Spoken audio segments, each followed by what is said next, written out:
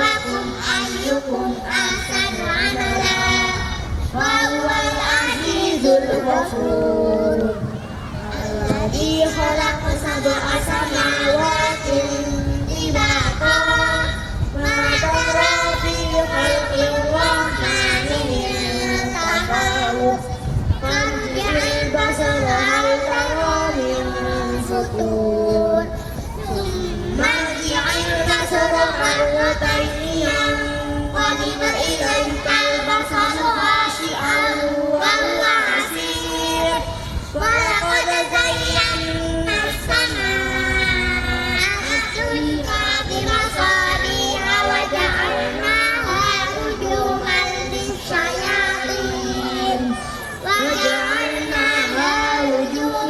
للشياطين وأعتدنا لهم عذاب السعير وللذين كفروا بربهم عذاب جهنم وبئس المصير إذا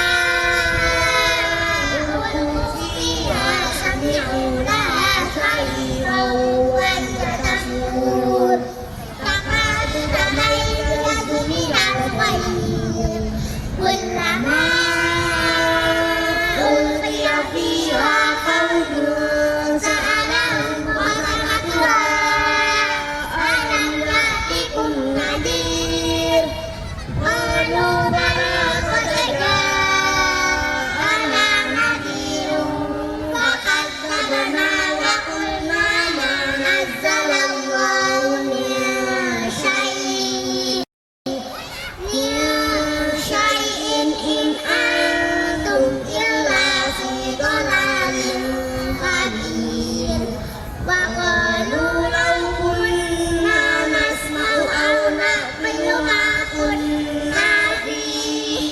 أصحاب السعير فاعترفوا بذنبهم فسحقا لأصحاب السعير إن الذين يخشون ربهم بالغيب لهم مغفرة وأجر كبير فأسروا قولكم أو اجهروا به إنه عليم بذات الصدور ألا يعلم من خلق وهو اللطيف الخبير هو الذي جعل لكم الأرض ذلولا فامشوا في مناكبها وكلوا من رزقه وإليه النشور أأمنتم من في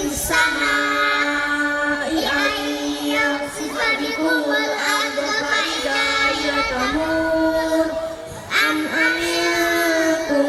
من في السماء أن يرسل عليكم حاصبا فستعلمون كيف نذير ولقد كذب الذين من قبلهم فكيف كان نذير أولم يروا إلى الطير فوقهم صافات ويقبض ما يمسكهن إلا الرحمن إنه بكل شيء بصير أمن هذا الذي هو جند لكم ينصركم من دون الرحمن إن الكافرون إلا في غرور أمن هذا الذي يرزقكم إن أمسك رزقه بل لجوا في عتو ونفور أفمن يمشي مكبا على وجهه أهدى أمن يمشي سويا على صراط مستقيم قل هو الذي أنشأكم وجعل لكم السمع والأبصار والأبصار والأفئدة قليلا ما تشكرون قل هو الذي ذرأكم في الأرض وإليه تحشرون ويقولون متى هذا الوعد إن كنتم صادقين قل إنما العلم عند الله وإنما أنا نذير مبين ألا فلما رأوا زلفة سيئت وجوه الذين كفروا وقيل هذا الذي كنتم به تدعون قل أرأيتم إن أهلكني الله ومن معي أو رحمنا فمن يجير الكافرين من عذاب أليم قل هو الرحمن آمنا به وعليه توكلنا فستعلمون من هو في ضلال مبين قل أرأيتم إن أصبح ماؤكم غورا